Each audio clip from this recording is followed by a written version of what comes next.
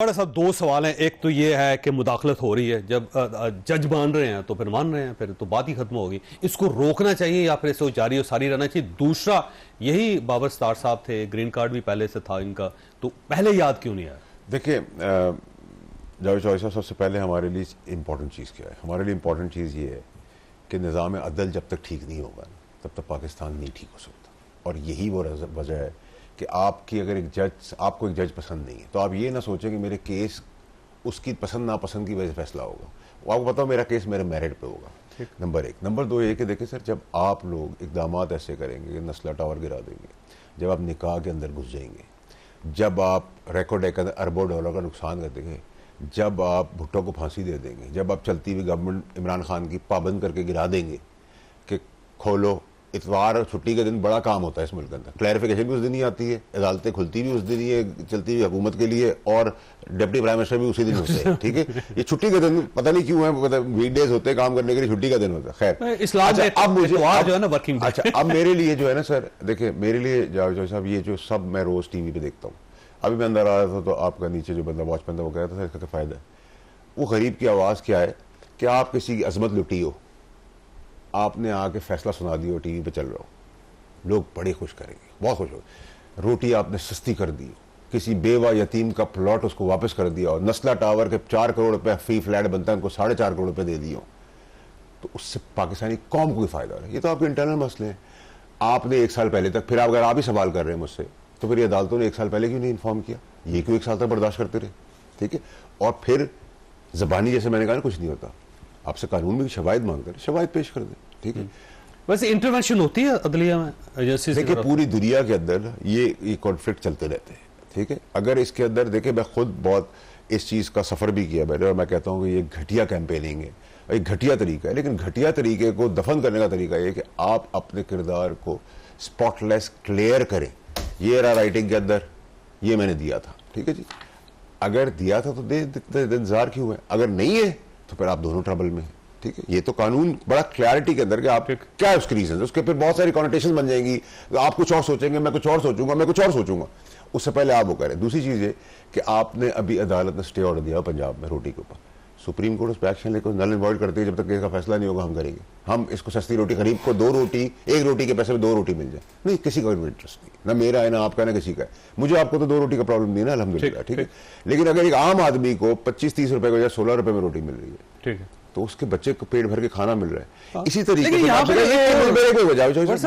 ये बताए, पूरी हिस्ट्री में 75 साल की डिक्टेटर गया, उसको सिंबॉलिकली सजाए मौत भी दी गई इस मुल्क के अंदर। एक डेमोक्रेटिक लीडर को, बहुत बड़े लीडर भुट्टो साहब को सरेआम फांसी चढ़ा दिया गया।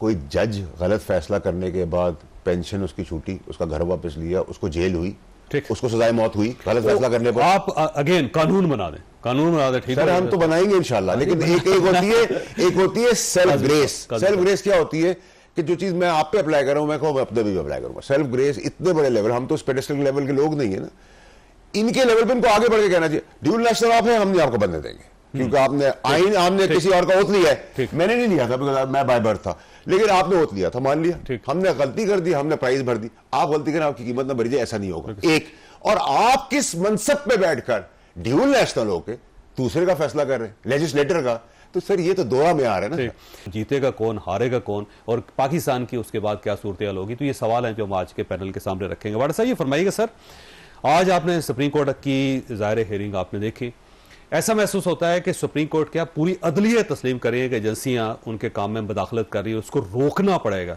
क्या ये रोका जा सकेगा? बहुत शुक्रिया जॉय साहब। देखिए जॉय साहब, एक तो ये कि किसी के खिलाफ भी कैंपेन हो घटिया किस्म की, वो एक्सेप्टेबल नहीं है। ठीक, लेकिन इसको रोकने के तरीके कार क्या हैं?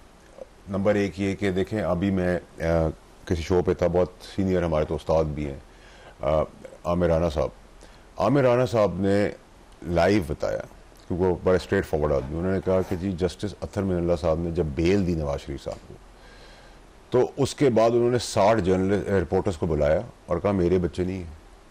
तो मैंने कहा ऐसा हुआ? कह रहे हैं हाँ, लाइव शो पे हो रही बात। तो इतनी क्लैरिटी के बाद यहाँ तो फिर बहुत सारे क्वेश्चन मार्क हो गए, नंबर 1। नंबर 2 ये कि जब आप नस्ला टावर गिरा देते हैं, ये कहते हैं, ये माइंड सेट हो जज का कि जी मैं 1950 में यहाँ खेलता था, बड़ा खुला कराची में, और जस्टिस गुलजार साहब की बात कर, तबाह बर्बाद कर दिया उनको, सड़क पे ले आया उनको, अब उस जमीन से उनकी उस आज की कीमत तो नहीं मिल सकती। ठीक है, क्या हम उनकी कीमत पूरी करने के लिए उस जज ने जिसने ये गलत फैसला किया उसकी जायदादों को नीलाम करेंगे और उनको कॉम्पनसेट करेंगे? तो फिर सजा और जजा का निजाम हो, नंबर 2। नंबर 3 ये कि सस्ती रोटी पे आप स्टे ऑर्डर दे रहे हैं। जब वो 5 रुपए से 35 रुपए की रोटी है तो उस पर स्टे ऑर्डर नहीं आया, जब वो रोटी सस्ती हुई तो उस पर आपने स्टे ऑर्डर दे दिया। उसके बाद जो लेजिस्लेटर है, MNA, MPA या सेनेटर, उसको कहते हैं कि ड्यूल नेशनैलिटी के ऊपर तुमने ओथ लिया है, हमारा कैसे छोड़ दो, हमने तो ओथ नहीं लिया था।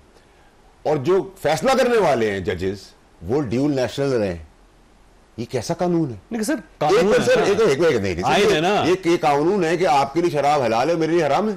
तो आप ये आके कहे, फिर आप आके कहे कि हम क्यों? सर आप पार्लियामेंट में कानून बदल दें करेंगे, कोई शख्स सर ड्यूल नेशनल है वो जज नहीं बन सकता। नहीं, लेकिन सर सवाल ये है कि डिग्निटी, ग्रेस, उस जगह का जो स्टैचर है उसके हिसाब से इतने सारे तारीखी जजेस मौजूद हैं, ठीक है, जिनमें अच्छे लोग बहुत सारे हैं, वो आगे बढ़े कहते हैं कि अगर इसके ऊपर अप्लाई हो रहा है, इसके ऊपर अप्लाई हो तो हम खुद अस्कोस नोटिस के तहत इस लॉ को अपने ऊपर भी एप्लीकेबल करें। नंबर 1। नंबर 2 ये कि सर अभी जैसे जस्टिस बाबर साहब के ऊपर बातें हो रही हैं या जो कैंपेन हो रही है बड़ी गलत है, नहीं होनी चाहिए। उसको क्लियर करने का तरीका क्या है? मैंने सबसे पहले डिमांड की थी आप क्लैरिफाई करें, उनकी मेहरबानी है कि उन्होंने क्लैरिफाई किया, लेकिन जब क्लैरिफाई किया तो उन्होंने मजीद कंफ्यूज कर दिया। अब कंफ्यूजन क्या है कि उस पर उन्होंने लिखा रिपोर्टेडली मैंने बताया था। अगर तो उन्होंने लिख के दिया है कोई रिकॉर्ड का हिस्सा है तो फिर तो कोई प्रॉब्लम नहीं है। आज वैसे उनका इंटरव्यू ओपन कर दिया सुप्रीम कोर्ट ऑफ पाकिस्तान ने कि जब उनको जज बनाया जा रहा था, 2-2.5 घंटे की प्रोसीडिंग थी सारी, तो उन्होंने कहा जी उस कार्रवाई को ओपन कर दें, तो उसके अंदर आ जाएगा कि उन्होंने कहा था। नहीं सर, मैं क्या कह रहा हूं, मैं कह रहा हूं आप इस कैंपेन को हमेशा दफन कर दें। दफन किस तरह होगी? आपने कहा रिपोर्टेडली मैंने उस वक्त के चीफ जस्टिस अतर मिनल्ला साहब को बता दिया था, ये बता दिया था यार, लिख दिए, कोई प्रॉब्लम नहीं है। लेकिन अगर लिखा नहीं है और जबानी है तो फिर बाबर सत्तार साहब के लिए भी क्वेश्चन मार्क है बहुत बड़ा, और उससे बड़ा क्वेश्चन मार्क उस वक्त के चीफ जस्टिस और आज के सुप्रीम कोर्ट के जस्टिस अतर मिनल्ला साहब, जो तारीखी फैसले करते हैं, तारीख उनको हमेशा याद रखेगी, और बड़े सख्त हैं। मेरे केस में बहुत सख्त है, वो बड़े सेंसिटिव है इसके अंदर, तो नेग्लिजेंस नहीं हो सकती। तो अब हमारी क्लैरिटी दे दें कि मॉरली दोनों को सिफा दे दें। नहीं, मैं तो कुछ नहीं, मैं कैसे दे दें? अगर रिकॉर्ड का हिस्सा है तो फिर तो कोई प्रॉब्लम ही नहीं है, ठीक है, और ये एम्बिग्यूटी खत्म हो जाएगी और ये कैंपेन दफन हो जाएगी, जो इल्जाम लगे वो उन्हें फारिग कर। लेकिन अगर नहीं है फिर तो बहुत बड़े क्वेश्चन मार्क है। ठीक है, अच्छा अब आप ये कहें कि वो अगर नहीं था, वर्बल था, जबानी था और लिखत पढ़त नहीं, जब दुनिया में हर चीज लिखत पढ़ती है, और इतने जबरदस्त किस्म के जजेस जो बहुत सीजन कहलाते हैं, पढ़े लिखे कहलाते हैं, हिस्टोरिकल कहलाते हैं, स्ट्रिक्ट तो मैं जानता हूं, खैर मैं अपेयर कभी भी नहीं हुआ, लेकिन मैं स्ट्रिक्ट उनको जानता हूं, बहुत स्ट्रिक्ट है, सेंसिटिव भी है ऐसे मामलों के अंदर। तो सर फिर सवाल 2 जावियों में होगा। एक जाविया ये होगा कि क्या अगर उन्होंने जबानी लिया चीफ जस्टिस साहब ने और बाबर सत्तार साहब ने जबानी दी, अगर तो क्या आपने निगलेक्ट कर दिया, केयरलेस शो किया है? तो अगर आपने सब शो किया तो फिर केसेस का क्या होगा अगर इतनी केयरलेसनेस से? और दूसरा जाविया क्या है? दूसरा जाविया ये है कि अगर वो भी नहीं है तो क्या आपने फैसिलिटेट किया है कोई चीज, खुदा ना खासा छुपाने की कोशिश कर रहे? अगर आपने लिख के नहीं दिया हुआ और लिख के एक्सेप्ट नहीं किया, और अगर आप चीफ जस्टिस थे तो आपने पाबंद कैसे नहीं किया? तो ये तो बहुत सारे को है। अब इसको जितना जल्दी क्लियर करें क्योंकि इसके ऊपर भी जजमेंट है कायद फाइज ईसा साहब की कि वो आपको प्रोवाइड करना है, क्योंकि हम रिप्रेजेंट कर रहे हैं पाकिस्तान और उसकी कौम को। ठीक है।